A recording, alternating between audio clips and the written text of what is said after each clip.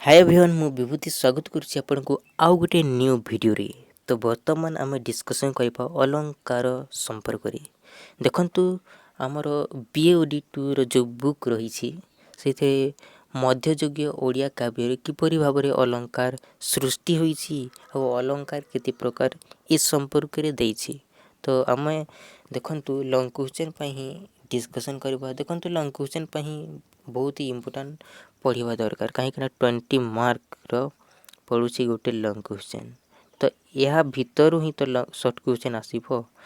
तो long question ऊपर ही गुरुत्व देवा। तो एथिरे दुई टाइप रो क्वेश्चन आसी पारे। देखंतु गोटे होछि अलंकार रो स्वरूप संपर्क रे आलोचना करो माने अलंकार कहिले कोन यह केते प्रकार आ ताकू पुनी केते भाग रे डिवाइड करा हिछि ए संपर्क रे आपनको लेखिबा पई पड़िबो। आ देखंतु सर्वश्रेष्ठ मध्ययुगीय ओडिया काव्य साहित्यर आलंकारिक कवि होचंती कवि सम्राट उपेंद्र भंज। से किपरि भाबरे से काव्यिक शैली रे किपरि भाबरे से आलोचना करिसंती ता संपर्क जदि आलोचना करिया पई कहिथिबो ताहले आपण माने किपरि भाबरे लेखिबे ए संपर्क रे हमें फुल डिटेल हमें डिस्कशन करबा। चैनल ए नुआ छंती तो चैनल को सब्सक्राइब कर देबे आ बेल आइकन को प्रेस करिकि ऑल नोटिफिकेशन को ऑन करिकि रखि देबे। वीडियो टी जदि भल लागि थाई भल लागिबो तो निहाती भाबरे आपण माने देखंतो लाइक गुटे तुरंत कर देबे गुटे लाइक और सांगा मन को भी शेयर कर देबे। तो चलंतु वीडियो को स्टार्ट करिबा।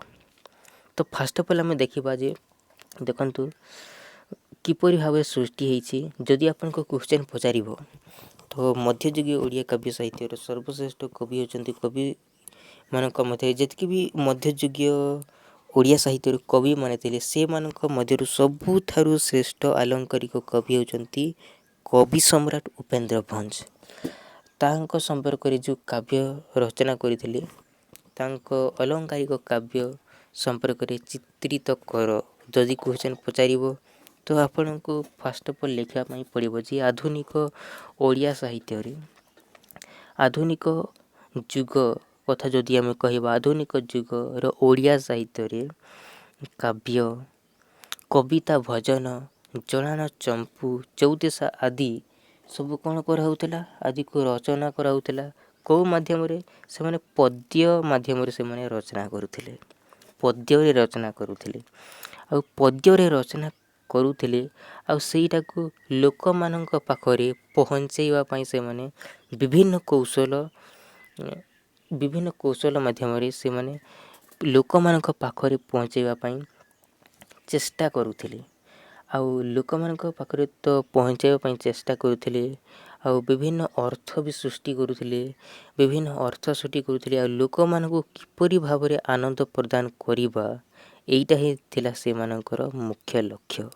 एटा को लेखिबे लोक मानकु किबा जन मानस को किपरि भाबरे से माने देखंतु आनंद प्रदान करिबा थिला से मानकर ए कवि मानकर मुख्य लक्ष्य थिला। तापरे हमें देखिबा देखंतु डायरेक्टली हमें जिबा देखंतु ए मध्ययुगीय ओडिया साहित्य रे ना मध्ययुगीय ओडिया साहित्य रे देखंतु प्रयोग विधि अलंकारिक ई अलंकार को किपरि भाग रे प्रयोग करिवे आ पाठकीय सफलता विषय आलोचना करिबा एहार मुख्य उद्देश्य थिला। देखंतु ई अलंकारिक को ना किपरि भाग रे पद्य रे भजन रे किपरि भाग रे से माने प्रयोग करिवे आ पाठकीय सफलता विषय रे एटा ही मुख्य उद्देश्य थिला। आ लोक मानकु किपरि भाव रे आनंद करिवो किंतु अष्टादश कथा जदि हम देखिबा अष्टादश तो ए समय रे कोन होइथिला एटा बहुत ही एमितिका किछि नुआ किछि संभावना ही होई नथिला अष्टादश शताब्दी रे। आ आपण माने जानिथिबे रीति साहित्य लेखिबे आपण माने रीति साहित्य बा मध्ययुगीय ओडिया साहित्य रो सबुठारु श्रेष्ठ कवि होचंती कवि सम्राट उपेंद्र भंज। से अलंकार संपर्क रे से घोषणा करिसंती कोन घोषणा करिसंती से घोषणा करिथिले जे लोक मानक पाखकु किपरि भाबरे से आनंद प्रदान करिवो जहाँ भी से माने अलंकार को से माने व्यवहार करुथिले सेटा विभिन्न अर्थ सृष्टि करिकि किपरि भाबरे से माने ପହଞ୍ଚାଇବା ପାଇଁ अलंकार देखु से माने आनंद किपरि भाव पाइबे लोकमाने किपरि भाव आनंद पाइबे सेटा ही से मानकर मुख्य लक्ष्य थिला। तो एटा लिखिबे देखंतु मूर्तिमंत करी मृदु गीत विचारई एणु कहिथिबो अलंकार युक्त होई आ पद सरल ध्वनि रे श्रवण मोहिब अर्थी जन प्रभर को आनंद करिबो हेबो। देखंतु मन रखिबे से जितकी भी अर्थ सृष्टि करदेले सेटा लोक मानक किपरि भाव आनंद करिबो एटा ही से मानकर मूल लक्ष्य थिला। किंतु अष्टादश कथा जदि मु कहिबी तो सारला दासक महाभारत रे जो काव्य जो घटी थिला ये महाभारत रे जो काव्य घटी थिला सेटा कौ को माने करिथिले देखंतु एथिरे लेखा आइछि नरसिंह सेणଙ୍କ ଠାରୁ आरंभ करी शिशु शंकर विष्णुदास प्रताप राय एमाने ही यार कर्ता थिले। ई काव्य गुडी को एमाने ही सृष्टि करथिले आउ एटा ही पूर्णता प्राप्त होई सारी देला ई महाभारत रे सारला दासଙ୍କ महाभारत रे ही। आउ देखंतु अष्टादश शताब्दी कथा मु जदि कहिबी किछि नुआ किछि सृष्टि होई नथिला किछि स्वाद पाई नथिला। देखंतु जदि आमे कहिबा तार परवर्ती समय रे देखंतु तार परवर्ती समय रे कोन होइथिला ना धीरे धीरे अलंकारिक एटा आश्रय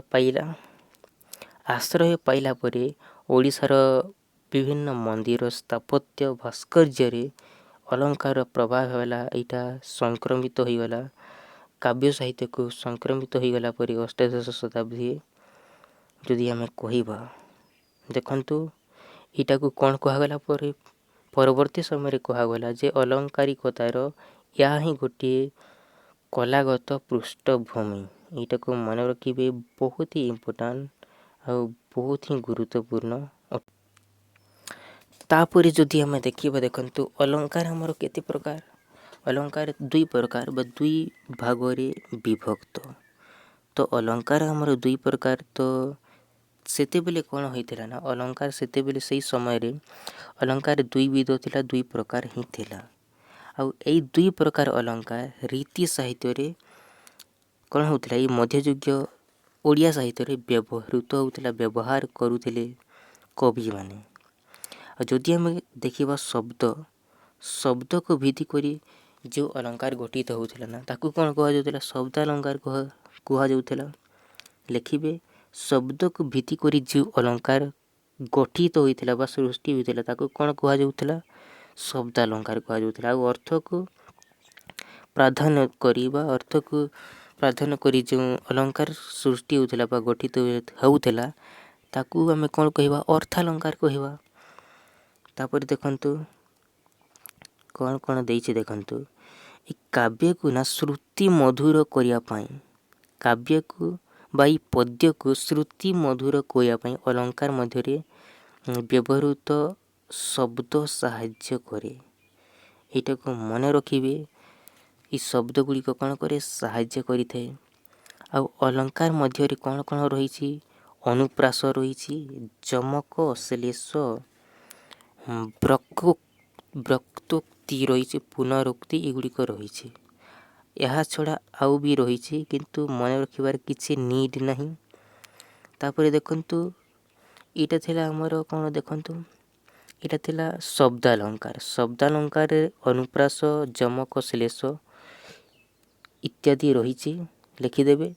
देन अर्थालंकार रे कोन कोन रहिछि ना देखंतु शब्दर सौंदर्य अपेक्षा जो अर्थर सौंदर्य ऊपर गुरुत्व दिया जाइछि ना सेठारे अर्थालंकार रहिछि अर्थालंकार हमर रहिछि।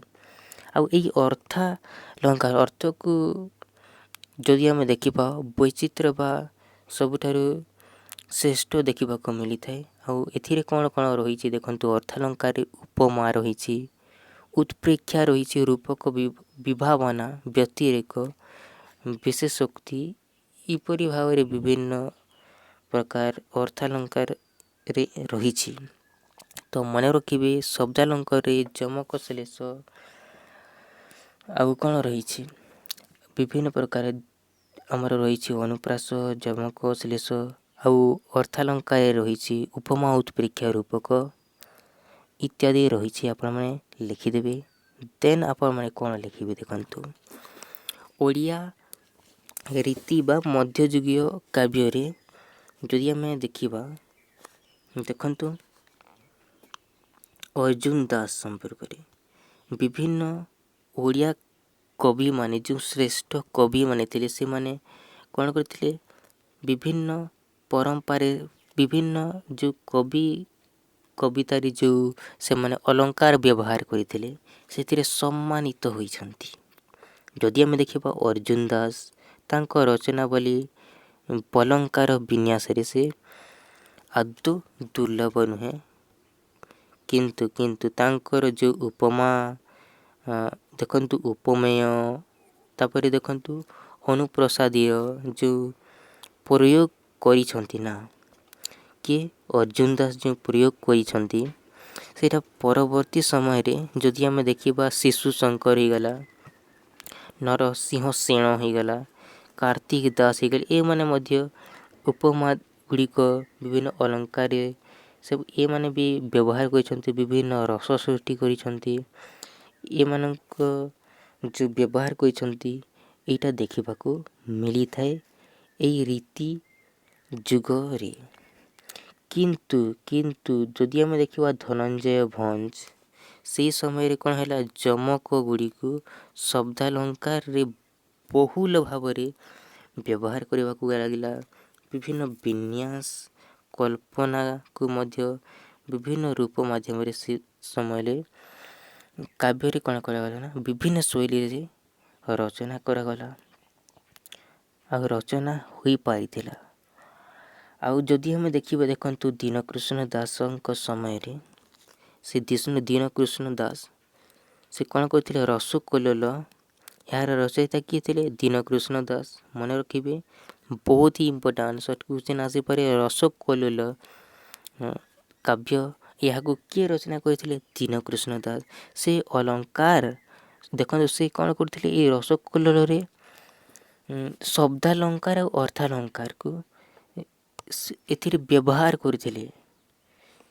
ମନେ ରଖିବେ, ରସକଲୋଲରେ ଦେଖନ୍ତୁ ସେ ଉପମା, ରୂପକ, ଯମକ, ଅନୁପ୍ରାସ, ବକ୍ରୋକ୍ତି ଆଉ ଶୃଙ୍ଖଳା, ବିଭିନ୍ନ ଅଲଙ୍କାର ବିନ୍ୟାସ ଗୁଡ଼ିକୁ ସେ ଏଥିରେ କଳ୍ପନା ବିଭିନ୍ନ ମାଧ୍ୟମରେ ସେ ରଚନା କରିଥିଲେ, ଯେମିତିକି ଓଡ଼ିଆ ସମାଜକୁ, ଲୋକମାନଙ୍କ ପାଖକୁ ଯେପରିକି ଆନନ୍ଦ ପାଇପାରିବେ ସେ ସମ୍ପର୍କରେ।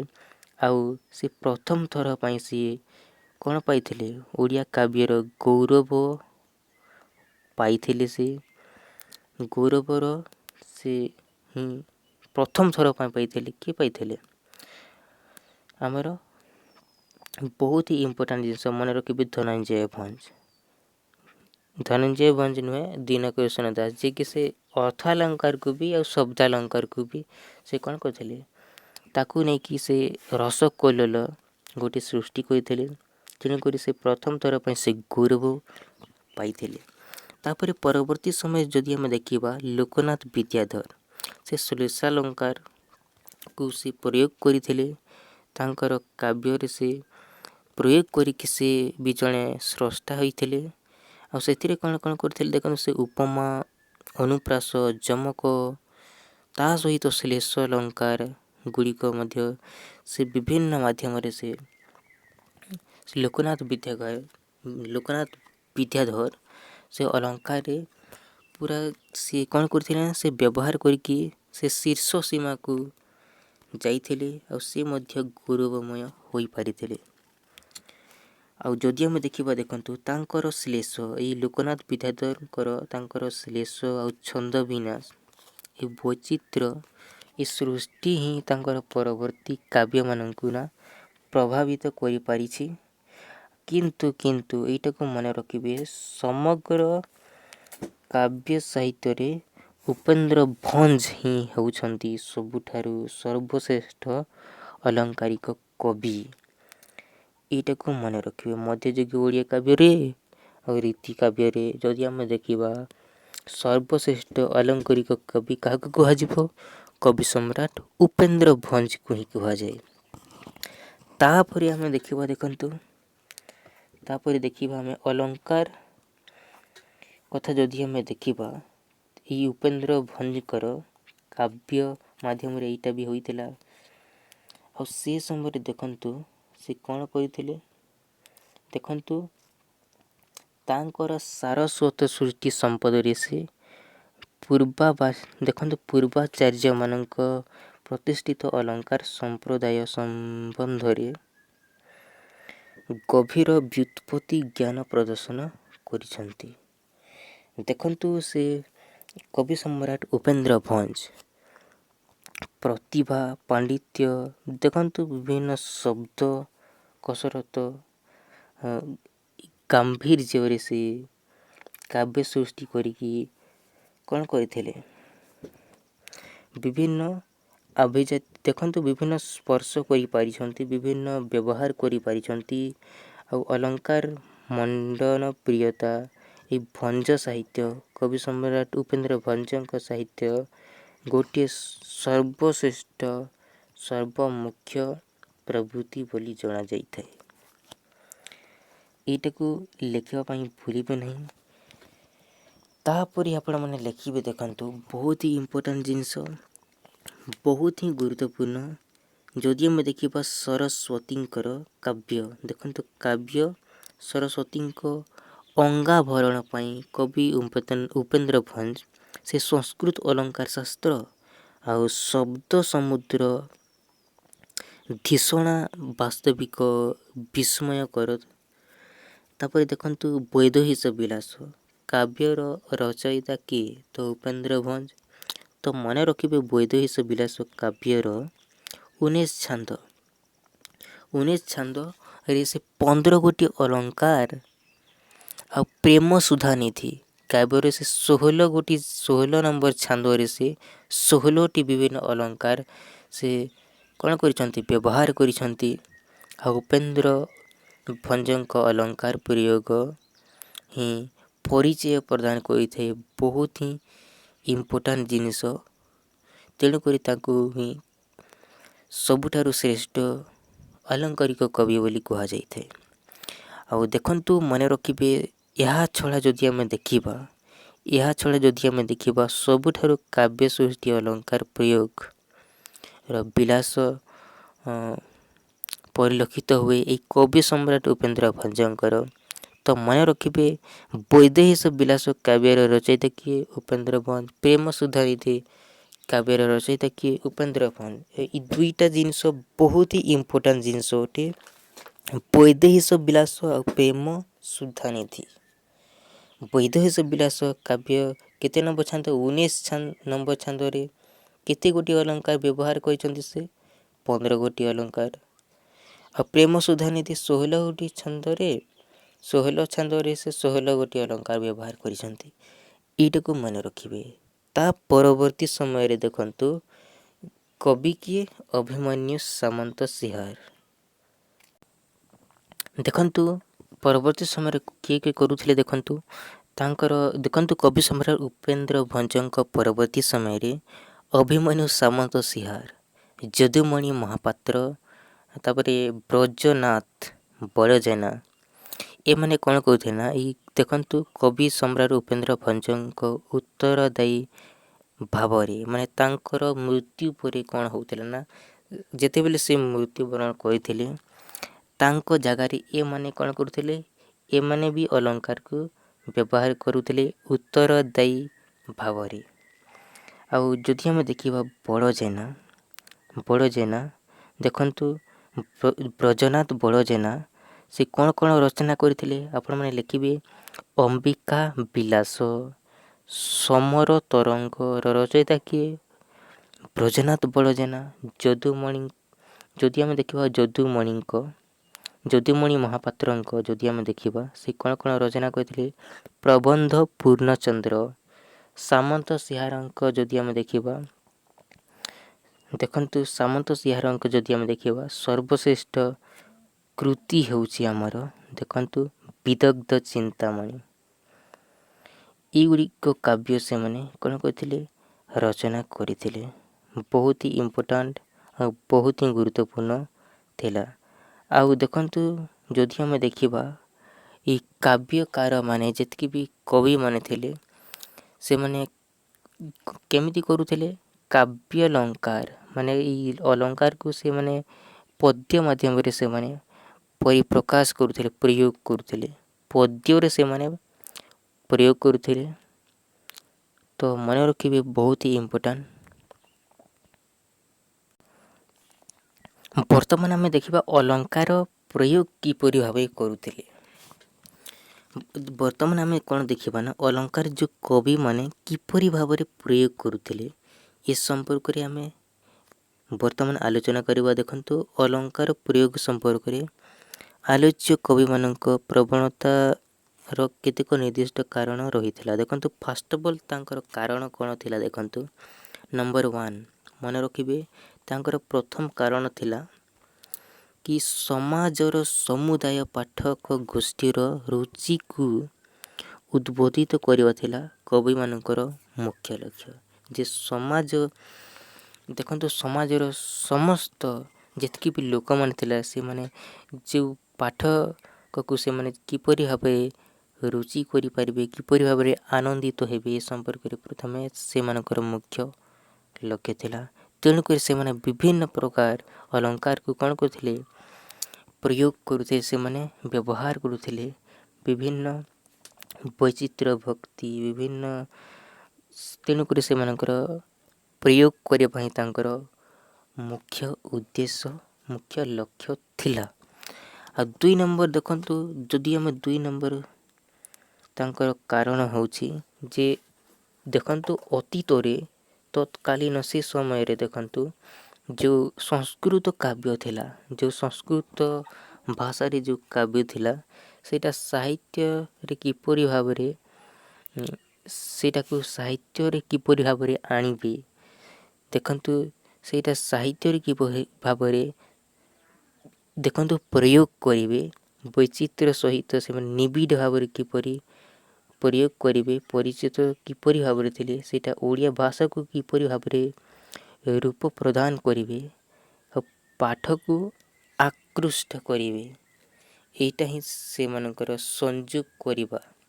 ସେମାନେ ଓଡ଼ିଆ ସାହିତ୍ୟରେ କିପରି ଭାବରେ ଆଡ଼୍ କରିବେ, ସଂଯୋଗ କରିବେ, ଏଇଟା ହିଁ ଥିଲା ସେମାନଙ୍କର ଆଗ୍ରହ ହୋଇ ଉଠିଥିଲା। ଯେ ସଂସ୍କୃତରେ ଯେଉଁ ପୂର୍ବର କାଳରେ ଯେଉଁଥିଲା, ଅତୀତରେ ଯେଉଁଥିଲା, ସଂସ୍କୃତ କାବ୍ୟର ଅଲଙ୍କାର ଗୁଡ଼ିକୁ ଓଡ଼ିଆ ସାହିତ୍ୟରେ ଆଣିକି ସଂଯୋଗ କରିବା ହିଁ ତାଙ୍କର ବହୁତ ହିଁ ଆଗ୍ରହ ହୋଇ ଉଠିଥିଲା।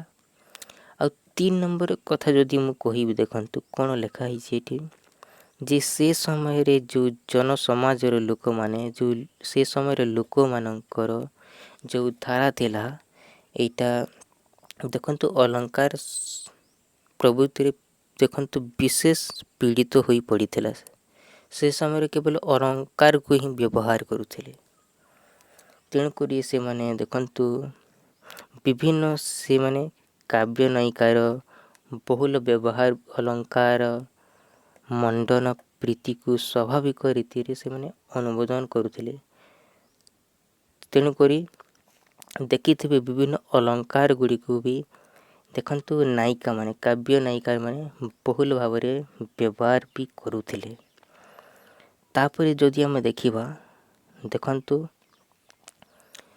ରୀତି ଯୁଗ ବହୁ ଆଡ଼ମ୍ବରପୂର୍ଣ୍ଣ ବିଳାସପୂର୍ଣ୍ଣ ଭାବରେ ବିଭିନ୍ନ ଭାବରେ ସେ ସମୟରେ ସର୍ବାଧିକ ଭାବରେ ବହୁତ ହିଁ ସୁନ୍ଦର ଭାବରେ ଅଲଙ୍କାରକୁ ବ୍ୟବହାର କରିପାରିଛନ୍ତି। ଆଉ ଯଦି ଆମେ ଦେଖିବା ସଂସ୍କୃତ ପୂର୍ବରୁ, ସଂସ୍କୃତରେ ହିଁ ଏ କାବ୍ୟ ସାହିତ୍ୟରେ ବ୍ୟବହାର ହେଉଥିଲା। ପରବର୍ତ୍ତୀ ସମୟରେ ଧୀରେ ଧୀରେ କବିମାନେ କ'ଣ କରୁଥିଲେ ନା, ଓଡ଼ିଆ ସାହିତ୍ୟକୁ ବି ଧୀରେ ଧୀରେ ଆଣିଲେ। ପୂର୍ବରୁ କେବଳ ସଂସ୍କୃତରେ ହିଁ ହେଉଥିଲା, ତେଣୁକରି ଆଣିଲେ। ତାପରେ ଧୀରେ ଧୀରେ ବହୁତ ହିଁ ଭାବରେ ଓଡ଼ିଆ ସାହିତ୍ୟରେ ବି ଆନନ୍ଦ ଭାବରେ ବହୁତ ହିଁ ଆନନ୍ଦ ପାଇଲା। ତେଣୁକରି ଦେଖନ୍ତୁ ଦେଶର କାବ୍ୟର ପାଠକ ଆଉ ଶ୍ରୋତାଗଣ ଯେଉଁ ଆଲଙ୍କରିକ ଆଦର୍ଶକୁ ଯେଉଁ ପୂର୍ଣ୍ଣ ପ୍ରାଣରେ ଯେଉଁ ସମର୍ଥନ ପାଉଥିଲେ, ଏଇଟା ରୀତି ଯୁଗର କାବ୍ୟ। ଯଦି ଆମେ ଦେଖିବା ଅଲଙ୍କାର ପ୍ରୟୋଗ ଋତୁ ଯୁଗର କାବ୍ୟରେ କ'ଣ ହୋଇଛି, କେବଳ ଅଲଙ୍କାରକୁ ପ୍ରୟୋଗ କରାହେଇଛି। ଅଲଙ୍କାରକୁ ପ୍ରୟୋଗ କରିବା ହିଁ ତାଙ୍କର ଆଗ୍ରହ ଥିଲା। ରୀତି ଯୁଗରେ କେବଳ ଅଲଙ୍କାରକୁ ହିଁ ପ୍ରୟୋଗ କରିବା ହିଁ ସେମାନଙ୍କର ମୁଖ୍ୟ ଉଦ୍ଦେଶ୍ୟ ଥିଲା। ଏତିକି ଲେଖିବେ। ଯଦି ଆପଣଙ୍କୁ କ୍ୱେଶ୍ଚନ୍ ପଚାରିବ ଯେ ଅଲଙ୍କାର ସମ୍ପର୍କରେ, ଯଦି କବି ସମ୍ରାଟ ଉପେନ୍ଦ୍ର ଭଞ୍ଜଙ୍କ ସମ୍ପର୍କରେ ଯଦି ଆପଣଙ୍କୁ କ୍ୱେଶ୍ଚନ୍ ପଚାରିବ, ତ ଦେନ୍ ଆମେ ଦେଖିବା ଅଲଙ୍କାରର ସ୍ୱରୂପ ସମ୍ପର୍କରେ। ଦେଖନ୍ତୁ ପରବର୍ତ୍ତୀ ଭିଡ଼ିଓରେ ମୁଁ ଅଲଙ୍କାର କେତେ ପ୍ରକାର, ଅଲଙ୍କାର କହିଲେ କ'ଣ, ଏ ସମ୍ପର୍କରେ ମୁଁ ଆଉ ଗୋଟେ ଭିଡ଼ିଓ ବନେଇବି। ତ ଏହି ସମ୍ପର୍କରେ ଆମେ ଡିସ୍କସନ୍ କରିବା। ଯଦି ଚ୍ୟାନେଲ୍ରେ ନୂଆ ଅଛନ୍ତି ତ ଚ୍ୟାନେଲ୍କୁ ସବସ୍କ୍ରାଇବ୍ କରିଦେବେ, ଆଉ ବେଲ୍ ଆଇକନ୍କୁ ପ୍ରେସ୍ କରିକି ଅଲ୍ ନୋଟିଫିକେସନ୍କୁ ଅନ୍ କରିଦେବେ।